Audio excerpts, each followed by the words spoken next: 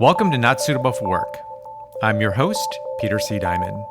You think your office is nuts? Wait until you hear some of these stories. It's a story I tell people as a cautionary tale of what not to do in a pressure-filled situation. And there's nothing like making a joke and looking at a room full of people who, are just stone-faced, and they know that you blew it. What about our professional dynamic has given you license to act in this way? If you make any comment about my dress or how I'm dressed, you are going to be publicly humiliated. Just be aware.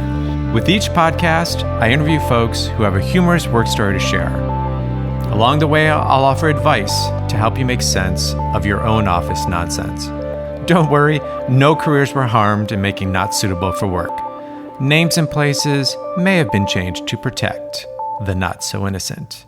Without further ado, let's get this show on the road. There's an old adage, surround yourself with people smarter than you. Sounds good in theory, however, not always in practice. After taking a job with a consulting firm with no relevant education or experience to draw upon, my guest, Julie Bashkin, finds herself knee-deep with a group of colleagues who are using corporate jargon she doesn't understand, working with Excel, which she never learned, and trying to overcome a severe case of imposter syndrome.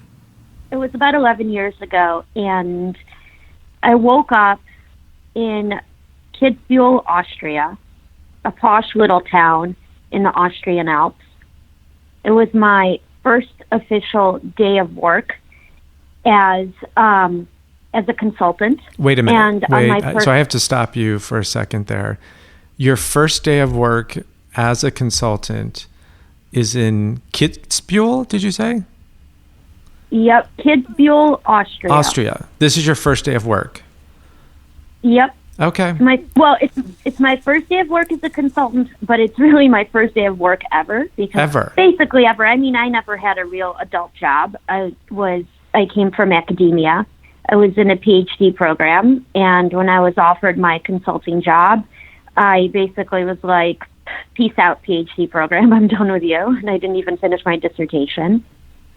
Okay. And the reason I was in Austria, and I know that it sounds shocking that that's where I would be. Only because for most of us, when we start our first job, you're stuck in some windowless conference room with a stack of papers that you're trying to fill out and complete so that you can get medical and 401k and where's the map to the bathroom. So I'm just already very intrigued about how you ended up in Kitzbühel, Austria, in Alps, and it sounds very different from anything that I ever experienced.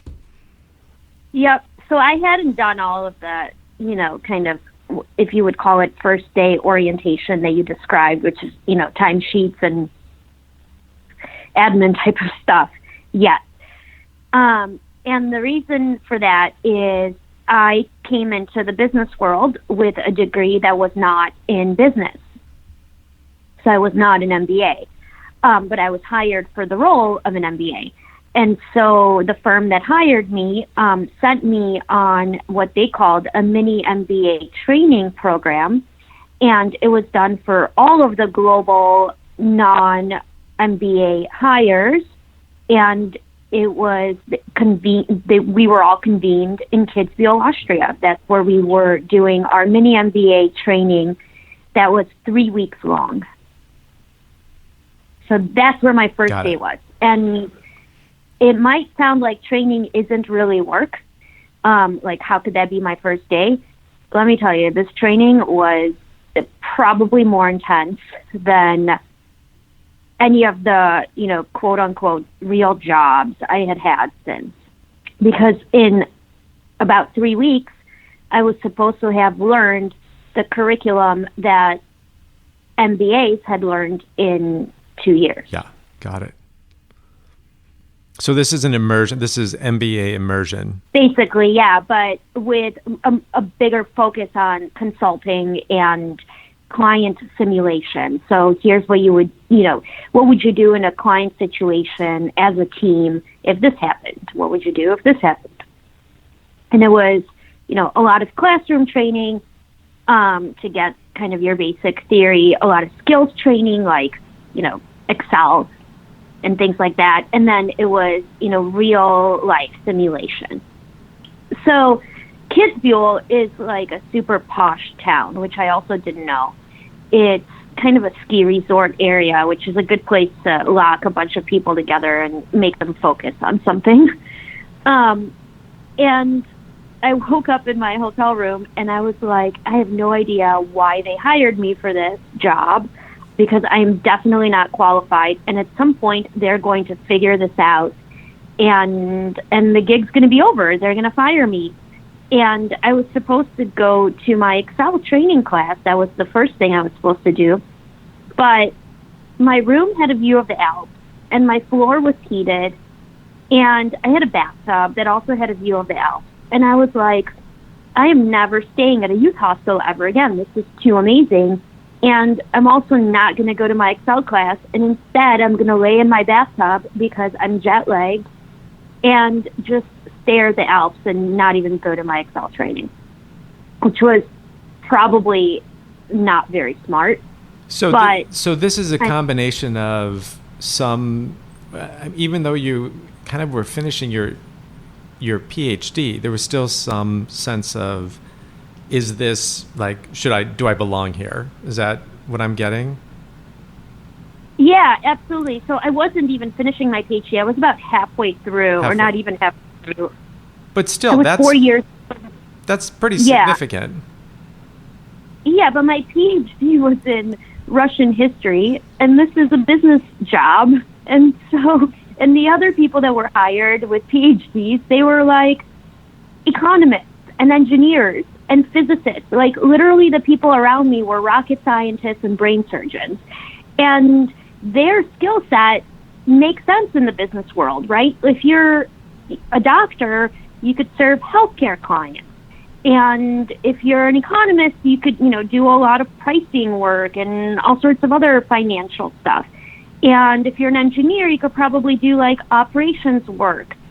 If you're doing Russian history as your dissertation, you're not qualified to do anything, right, in the business world, is how I felt. And aside from being qualified in terms of my knowledge, I just felt underqualified in terms of my life accomplishments. Like these people around me were, they were just super impressive. And they were like, they had woken up that morning and run 6 miles. And they were, the types that had climbed mountains and started nonprofits and were just kind of the best of the best. And here I was like, I've done jack shit with my life. I don't even know how I got this job. Like, there's no way that they're going to let me last here. They're going to figure out that I don't belong, and they're going to fire me. And before they do, I've got to take advantage of every moment I'm here. As opposed to what I should have been thinking is, well, this is great. I'm here. I should pick up every skill that they offer to teach me and do as well as I can in my job and keep progressing. And then I'll have money to pay for vacations at places like this. But I'm not like a very good, delayed gratification type of person. I just see something right away and I'm like, well, who knows what tomorrow brings? Should enjoy it now while it lasts. And so I didn't go to my Excel training class. And I later went to, the first meeting with my team, and, the team is like a mock client team, and they're all serious. They're like getting down to business, solving the client problem, the client that doesn't exist. It's like a fake client problem, a mock simulated client problem. And they're all very kind of buttoned up, proper business people, even though they come from, academia and law and medicine. And this is a global program, and so one of them is Russian, and I'm also Russian. I was born in the Soviet Union, so I feel okay kind of imitating his accent, but he looked and sounded like an intense KGB agent. And he turned to me in the middle of this team planning session and was like, "What the fuck have you contributed?" And I was like, "Oh my God, this is not even real yet. And this is the intensity level at which I'm expected to be operating in a mock client situation." And so I basically, struggled through the 3 weeks in my, mini MBA training. And I came back to start the quote unquote real work with a lot of trepidation, feeling like I definitely am not qualified in any way. I don't have any experience in the business world. These people who have MBAs prior to getting their MBAs had jobs in the business world. I don't know any of the jargon. I don't know how to use Excel. I don't know how to use PowerPoint. I don't know how to do any of this stuff. And they're saying words that are not English, right? They're business jargon and business speak. And I had heard before getting this job that consulting firms are incredibly intense and they're up or out. So you either get promoted or you get fired, is the kind of what I have heard is the reputation. And so at this point, I am incredibly worried that I'm going to be found out as an imposter. And this is right before the Lehman crash in 2008. And other than your own feeling and Mr. Soviet guy kind of barking at you, was there any other indication that said you were not rising to the occasion, or was this just you thinking this? Well, at this point there were no indications. I mean, there were indications shortly after this point, but not exactly at this point. I mean, the firm that hired me has a good track record of having success with people who are MBAs and who are not MBAs. There's not really a trajectory difference. People succeed from all sorts of backgrounds. Otherwise, they wouldn't hire people who weren't MBAs, because it would be incredibly expensive for them to hire and fire tons of people like that. So there was a reason they were recruiting non-MBAs. It was to diversify the talent pool and the thinking, and to infuse some creative problem-solving skills, as they labeled me creative, which none of my grad school colleagues thought was accurate, but but in this environment, maybe that was accurate.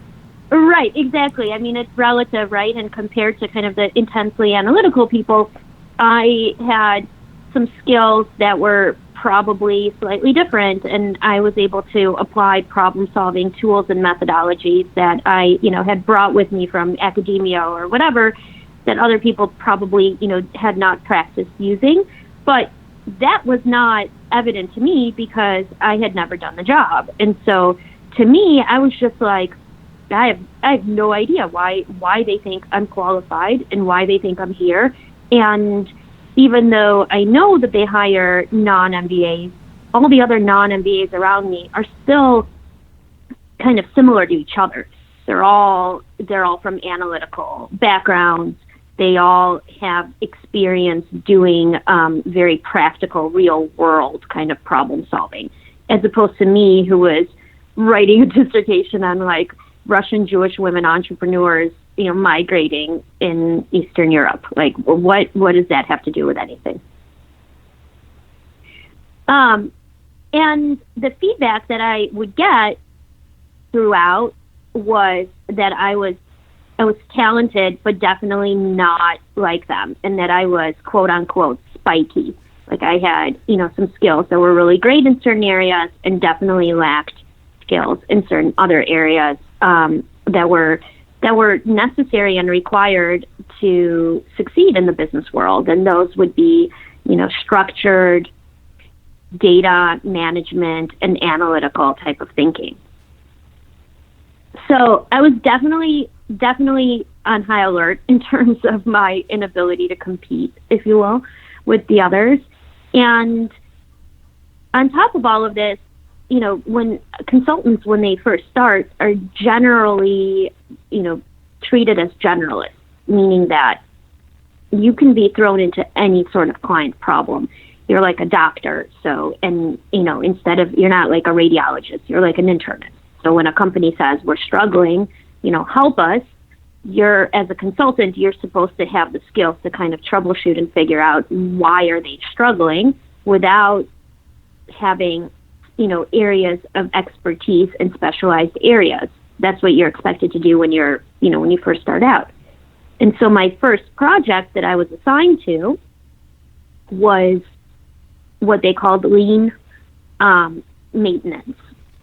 And I was assigned to it right away. I had no time to prepare and to do any sort of research on lean. And the only thing that I prepped or was able to kind of get done in time was an article that I had read on my way to my first assignment about rising costs of healthcare due to weight management issues among the working population. So, diabetes and heart disease and weight issues causing increased healthcare. Okay. So that's all I know. So the topic, the issue was around lean. Did you say around lean maintenance? Is that what you said? Lean maintenance. Lean maintenance. But I don't know what lean. But you don't know what that is. Yep. And I have no idea. And you found an article about kind of health and workplace productivity. Health and workplace costs. Costs. Not so much. Okay. Costs. Like all right. Health insurance. Okay. Yep. So that's kind of what you're going into this with, those two pieces of information, if you will. Yep. Got it. Yep. And I hadn't even researched. It was just like a random article I was reading on my way to my, in the cab on my way to this maintenance facility. And my manager, who quickly determines that I don't know how to do anything, gives me what is called a spaghetti diagram and assigns me to a maintenance worker, a manager, and I am supposed to follow him around and chart his path in the maintenance warehouse in this spaghetti diagram. And the reason it's called a spaghetti diagram is because typically their paths look like spaghetti, like he's just running all over the place, right? So she said, go follow him around and understand how much he moves during the day and where he goes and chart this on this diagram. And so I go and find this guy that I'm supposed to be following around. And does this guy even want to be followed around by you? I mean, is he thinking, what are you doing and why do I have to do this? Was he friendly and open, or was he just going along with it begrudgingly? Well, I'm not sure who prepped him. Probably his manager had prepped him for this. But when I come up to him and I basically introduce myself and I say that I'm from this consulting firm, and he was like, so he had this Chicago accent, and he was like, you guys were supposed to give me an expert. You the expert kid? He looked me up and down. And I'm 26 years old at this point, and this is 11 years ago. And I look a lot younger. I probably looked like I was in college. And he's in his 40s, and he's an expert. He really truly is the expert. And my manager and the team I was working with, they were experts too. My manager, who was only 2 years ahead of me work-wise, was 10 years ahead of me, 10 years older than me. She had managed a Ford plant. So she definitely was an expert in lean maintenance. But, I'm just being apprenticed and trained. And so I said to him, well, I'm in my first year. It's really my first day, right? I'm in my first year, and they hired me out of a PhD program. I didn't tell him that my PhD program was in history. He probably thought I meant an economics or an engineering degree. And I was like, and if you think this is bad, try working in a Soviet archive in the middle of winter when their heat is not working. So basically, I led him to believe that I had been in, situations like this before that required maintenance solutions. Even though I was doing research at the archive, I wasn't like consulting them on their HVAC problems, right? Yeah, but nice way to throw in like Soviet Union, cold. I mean, like, nice way to paint the picture. Just say, hey, don't mess with me, buddy. Like, don't let this young face, fool you. Right. I had to like win some street cred with, So I follow him around, and it goes well. Like, he and I have basically a good time, and I'm just like following him around the warehouse, and basically his path around the warehouse is all over the place. He is running around from place to place looking for specific tools that he needs to fix certain problems. He is finding that some of the parts that he needs are out of stock, and so he has to delay the maintenance that he's doing and then pick up a different project. And so that creates kind of a workflow issue that is not efficient, if you will. I wasn't taught, operations and didn't know any of this stuff, but as, problem-solving generalist, it became clear to me that this was not right, that him running around the warehouse is not the way that maintenance should work. But I didn't have the right vocabulary to explain that. But in my head, I'm thinking, well, why aren't we helping these guys with this maintenance stuff, with trying to make the problem more efficient for them? That's what I'm thinking in my head. Like, why didn't they, ask us for help there? And so I get back into the team room, and I said to my team, so you're thinking what the problem to solve is what? So this is what I said to my team when I got back to the team room. I was like, guys, and I was like super excited about this, or like really passionate. I was like, there's no way we can make him move any more than he's already moving. Like, I cannot make him any more active. And they were like staring at me like, what are you talking about? And I was like, he's very overweight, but we can't make him cover more ground in the warehouse. Like, I keep insisting on this. And so at this point, they think I'm like making a terrible joke, like lean means, make him lose weight. And so they started to kind of chuckle to like humor me, like, haha, she's making like a corny joke, and we'll just like be nice to her and like humor her. And so they chuckled a bit, and I was like, no, I'm serious. And then they all started staring at me because they realized that I was serious. So I thought we were there to make these people lose weight, because all I kept hearing was lean and trim the fat and cut costs. And I had read this article on my way there about like rising healthcare costs because of weight management issues among working population. And I honestly thought, like, the purpose of us being there was to determine how we were going to make their employee base lose weight. And when I thought that what we should have been doing was making their warehouse more efficient. And so, so then at that point, what happened? So when they realized that I was serious, my manager was like, okay, like, I know what's happening here. Like, you have no idea. So she explained it to me. I was mortified, obviously, but at a certain point I was like, look, if you've never been in a work environment and you've never heard lean, and you've never and you're not taught this, and the model of training in these situations is basically to throw you in the deep end and make you sink or swim and apprentice you, which is not a bad model, because you end up, kind of drinking from the fire hose and learning a whole lot very, very fast, and developing kind of training muscles that you've never used before, and developing pattern recognition abilities to solve problems that you've never seen before.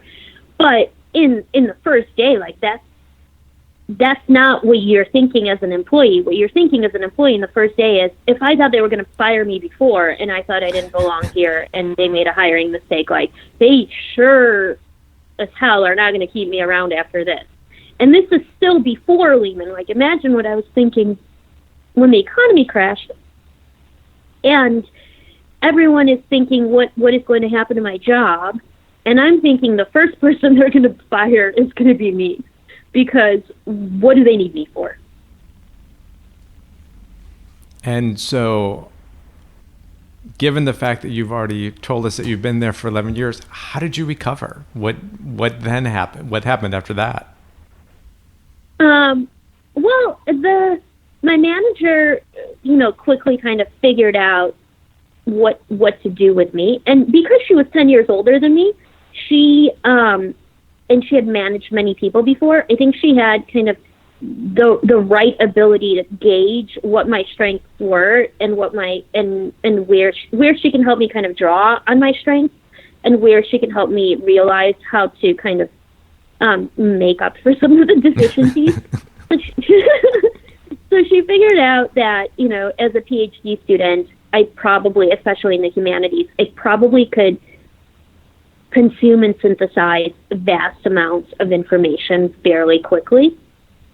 And so, right after that first day, she gave me, it must have been like thousands of pages of documents to read on the topic, on what they've done before at the client, before I got there, on, I had just a million reports. And she was right. I was, as a PhD student, I was trained to scan information really quickly and figure out what data is relevant and what data is not relevant to the problem that we're solving. And so while she had me do that, she also was, helping train me on Excel and PowerPoint, using a live problem. So she actually had me, run some analysis on efficiency measures that could be done, using that same spaghetti diagram that I had first gotten. But I mean, my learning curve was probably much steeper than everyone else's, because a lot of people had already come in knowing that kind of stuff. And so I had to make a greater effort at not only picking up the skills that other people had already had, but picking up the knowledge that other people had already had, which was the business world, the consulting world, and the industry that I was working in particular. So, which wasn't easy. Yeah. So she saw the potential in you. Yeah, basically. I mean, she and maybe it wasn't the potential, but she saw how to kind of mitigate the risk here. And how to, at the very least, I don't know if it was called potential. If in her mind she was thinking this girl has potential, but I think in her mind she was thinking, here's what I've got to do to, make this situation better. And, kind of slowly, project by project, I started picking up on a lot of these skills until, a couple years later, my knowledge had caught up with my colleagues. And in the meantime, go ahead. No, go ahead. Well, and in the meantime, after that happened, they were, accommodating in helping me get staffed into situations where I could use some of my kind of more conceptual and creative problem-solving skills, as opposed to, linear and quantitative kind of thinking. So I ended up doing a lot more strategy work, a lot more innovation work, and a lot more work that requires kind of broader data analysis, as opposed to really specific, diving deep into like lean maintenance problems. What did you like about that work that also kept you engaged and kept you there?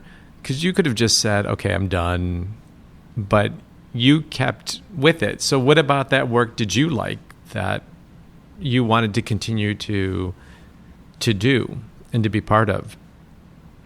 Right. So, I mean, that's a good question. But so the fact that I didn't necessarily dislike the fact that I thought I was underqualified. I was fearful that I would be found out. Like, I was paranoid, and I was like, basically, at what point are they going to figure out that I don't belong?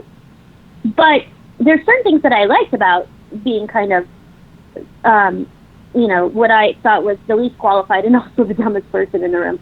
Like, I was incredibly challenged and incredibly inspired by this first manager was, as far as like an inspirational female figure, was one of the first professional ones I've ever seen. In academia, what I saw was very different. There were more females in female professors.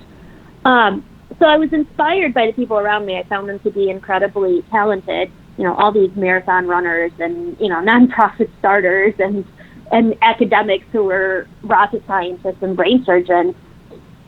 I wanted to be around them, and I wanted to be able to hack it around them. Like, I wanted to prove to myself and to others that I could, I could succeed in this world, and that I could learn.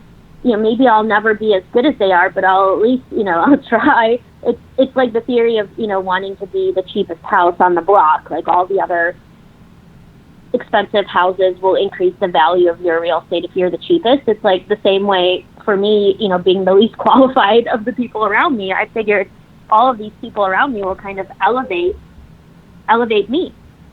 So I like that part of it. But just from a pure kind of intellectual perspective, I, going into it, didn't know if the business world was going to be boring to me. And I was worried that it would be. But the total naivete, I guess, that I had experienced was also a benefit in that I was no day looked alike. I was never bored. I was never doing minutia or repetitive tasks or anything that I thought was kind of not utilizing my full intellectual potential, because every day was a new problem, a new set of skills to pick up, and a new set of information to kind of digest and absorb. And to me, that was, I like kind of, I like diversity in my tasks. I don't like to do the same thing over and over again. I get bored. And so that satisfied my curiosity and just my, willingness to learn. And my days went by pretty fast. Like, I would be in the team room learning from these people, learning about topics that maybe might not be thrilling, but at least required some heavy thinking, which to me was something that I enjoyed. So what advice would you offer somebody who, is maybe feeling maybe that they're over their skis a little bit, or, a little concerned about being found out? Because it's a concept I hear a lot, especially from people who are in more senior positions. They feel as though, like, did I really deserve to be here? And am I going to get found out? And, what advice would you offer somebody who feels that way and kind of in being able to work through that, maybe that period? Yeah. Well, I think that's a good question, and I don't know that I have a perfect answer, but I think some element of that is actually probably a good thing, or at least it was for me, because, some of it was my driver, and, I don't want to say chip on the shoulder, but it probably was a chip on the shoulder that motivated me to kind of try to find my place.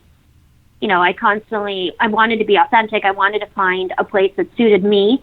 I wanted to have a place within the professional environment that was not necessarily the most, traditional role. And so the fact that I didn't feel like I belonged also justified my ability to find and carve out a role that wasn't necessarily exactly like what you would expect it to be. So some of that feeling of lack of belonging may have been a good thing. Some of it probably wasn't, in that it allows for behavior that is self-sabotaging, like, not going to the training session in my case, but Taking a bath instead and gazing out at the Alps. Right, just checking out, right? But that's kind of a defense mechanism almost, because it was basically like, well, I won't even participate in something that I don't want to participate in something that I'm going to lose, right? And that I can't kind of succeed in, which becomes a self-fulfilling prophecy. So you can definitely self-sabotage if you've already created that perception before it exists. But I also learned, throughout my 11 years, the reason that, consulting firms have reputations of being up or out is because that kind of self-perception is true. It's universal. I learned almost everyone around me looked around and said, everyone here is amazing and I am not as amazing as these people are. And that creates, that kind of self-doubt creates a misperception, I think. When in reality, you can look around and see people in roles where you question, well, why were they given that opportunity? They don't have experience doing that. And you can see that all over the world because, the reality is apparently in certain ways, you don't need experience to do specific roles or jobs because you might have some intrinsic capabilities that are relevant for that role, even if you're past, the topics that you worked on or the exact things that you did on a day-to-day basis may not apply, but your skills do, or your capabilities do. So I question whether anyone is really qualified to do whatever it is that they're doing. In the Second City performance, I did this piece where, I told the story, but, my conclusion, I don't want to get political, but my conclusion was like, I can relate to Trump because he probably feels like someone's going to figure out he's not qualified for the job. Is anyone really qualified for the job, right, that they're doing? Now, that's a whole kind of host of issues that you may not want to get into in terms of advice to people, but I do think that there's an element of, being fit for the job doesn't necessarily require having the experience to have done it before. There's no one we elect president who's been president of a country before. Yeah, no, it's true. You're absolutely correct. And actually the point that I really like that you talked about is, carving out a role and carving out that space and finding that. And I think that's the best thing that people can do, especially as they continue to advance through their career, because things don't always fit neatly into a certain job description. And so I think being able to understand your talents and figuring out how to carve out a place that has value, just as you've done, is something that a lot of people could leverage and learn from and take advantage of. So I love that as a great piece of advice. I think there's also an element of being humble enough to know that you don't know everything and that there are resources that exist and that you can learn lots of things, and that if you're in a place where you don't belong, your job isn't to say, well, I've never done this before and here's how we should all do it. That is not to say you shouldn't have a perspective and that you're not qualified to have a perspective, but, looking around you and being able to take advantage, in my case, I should have taken advantage of the training. I shouldn't have been so arrogant to think that that's not for me or I don't need to do it. And then, taking advantage of people like my manager who was apprenticing me, and taking advantage of the resources that she offered, but also the resources that the firm offered in terms of, bending backwards to staff me in situations where they, perceived I would be set up for success requires, someone like me to actually then, step it up and deliver. And deliver and be humble about kind of knowing that you've got a lot to work on. Yeah. Well, Julie Bashkin, thank you very much for being on Not Suitable for Work. Thank you for having me. What resonates from Julie's story is having a boss early in your career who understands the importance of identifying the strengths and potential in people, especially when they don't fit the typical profile for a role. I barely got my first job in advertising after finishing my MBA. I didn't have the pedigree and background of other candidates. Thankfully, enough people gave me the green light and supported me early on, while I worked hard to learn the craft, including pages upon pages of acronyms used by our client a consumer packaged goods company. Julie is putting all of her creative talents to good use as the executive producer of a new podcast, Personal Disclosures, hosted by none other than Nancy Beckett, my favorite writing instructor at Second City in Chicago. You can find the podcast on Stitcher and iTunes. Thank you for listening to Not Suitable for Work. If you haven't, take a quick second to subscribe, rate, and review on iTunes or wherever you get your podcast. If you want more Not Suitable for Work or have a work story to share, be sure to follow us on Facebook at Not Suitable for Work. You can find our podcast on iTunes, Spotify, YouTube, Stitcher, SoundCloud, Google Play, and now on iHeartRadio. If you have a question you want answered on a future episode, call us at 872-256-0827. I'm Peter C. Diamond. You can follow me on Twitter at Peter C. Diamond. Not Suitable for Work is produced by Matt Cunningham at Truthful Enthusiasm. Get your story online with truthfulenthusiasm.com. Until next time.